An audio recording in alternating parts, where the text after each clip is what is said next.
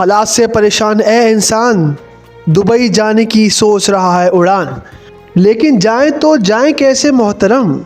सुना है बैन हो गया है पाकिस्तान।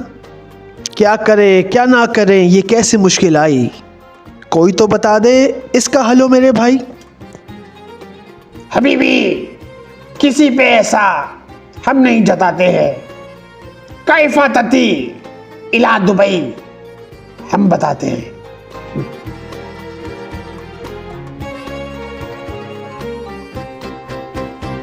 Dubai Dubai.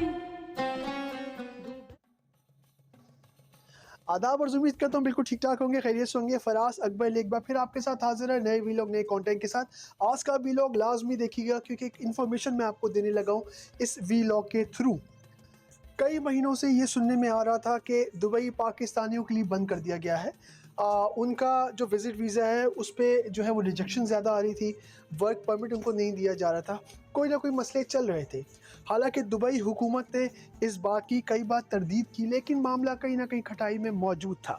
लेकिन अब कुछ दिनों से ये आवाज़ें आ रही हैं कि एक बार फिर पाकिस्तानियों के लिए वीज़ा खोलने का ऐलान किया जा रहा है कुछ शराइत के साथ। वो शराइत क्या है इस वीलॉग में आज मैं आपसे शेयर करूंगा। यूएई में तकरीबन 1.2 मिलियन पाकिस्तानी मौजूद हैं जो यूएई की तरक्की में उनके साथ शाना बशाना काम कर रहे हैं, चाहे वो लेबर तबका हो, उनका ताल्लुक एजुकेशन से हो या वो मेडिकल की फील्ड से वाबस्ता हो। अब सबके मन में सिर्फ यही सवाल है, is visa open for Pakistani in Dubai? जिसका जवाब है yes. Pakistani passport holder need to meet specific criteria to obtain a Dubai visa in Pakistan. और वो क्राइटेरिया क्या है इस वीलॉग में मैं आपको बताने लगा हूँ, लेकिन थोड़ा अपने अंदाज में। तब आपको बताएंगे वो तमाम रूल जिससे आपका वीज़ा रिजेक्ट से अप्रूव पर जा सकता है। रूल नंबर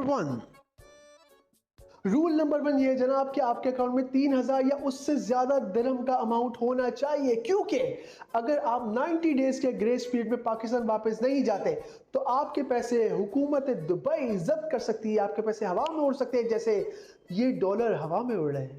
पैसा बड़ा अपने पास।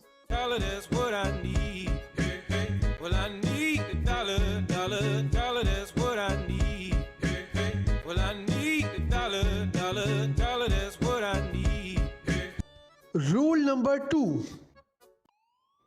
दूसरा रूल यह है जनाब कि आपको करेक्टर सर्टिफिकेट दिखाना होगा मकामी पुलिस से लेके, ताकि दुबई हुकाम देख सके कि आपका माजी कहीं क्रिमिनल तो नहीं रहा और आप कानून के शिकंजे से भागकर दुबई तो नहीं आ रहे।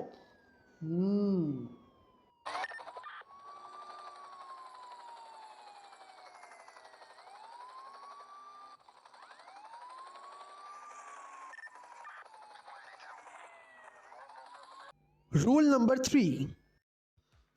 3 ये है कि आपको आने से पहले booking.com या इस तरह की कई साइट जो होटल बुक करती हैं, आपको वहां जाके अपने होटल को बुक करना होगा। होटल वाले आपको एक PNR नंबर देंगे और वो PNR नंबर आपको एयरपोर्ट हुकाम को दिखाना होगा। एयरपोर्ट हुकाम उस होटल से कंफर्म करेगा कि आया ये कस्टमर आपके पास आ रहा है, और अगर आ रहा है तो कितने दिनों के लिए आ रहा है, और उसके बाद आपको वहां से जाने की इजाज़त होगी, लेकिन आपको नज़रों में रखा जाएगा। और दूसरा ऑप्शन ये कि अगर कोई अजीज़ आपको बुला रहा है, आपका रिलेटिव आपको बुला रहा है, तो उस बंदे की एमिरेट्स आईडी लाजमी चाहिए होगी एयरपोर्ट हुकाम को, और साथ जिस घर में वो रह रहा है या जिस जगह पे भी वो रह रहा है वहाँ का एक किरायानामा या एक डॉक्यूमेंट वहाँ पर शो करना लाजमी होगा। कई लोग शायद सोच रहे हो व्हाट इज PNR नंबर और इसकी क्या ज़रूरत पड़ती है, तो अभी हम आपको बताते हैं कि PNR नंबर क्यों ज़रूरी है। This 6-character code is everywhere in travel documents, in emailed booking confirmation, on a boarding pass, printed on a bag tag. It follows a traveler from the time they make a reservation until the journey's over. This code, sometimes called a booking reference or record locator, is linked to a document intimately known to travel agents, airlines, and even national security authorities: a passenger name record. हाँ जी, ये था आज का vlog. उम्मीद करता हूँ आपको पसंद आया होगा। प्लीज़ लाइक सब्सक्राइब शेयर ज़रूर कीजिएगा। ऐसा सवाब समझ के लोगों को ज़रूर बताइएगा, ताकि कल को किसी ने दुबई आना हो उसको पता हो कि किन रूल्स पर उसको अमल करना है। और अगर एक रूल भी फॉलो नहीं हुआ तो आपको निकाल दिया जाएगा या ब्लैक लिस्ट कर दिया जाएगा। नए वीलॉग में फिर आपसे मुलाकात होगी। अल्लाह हाफिज़।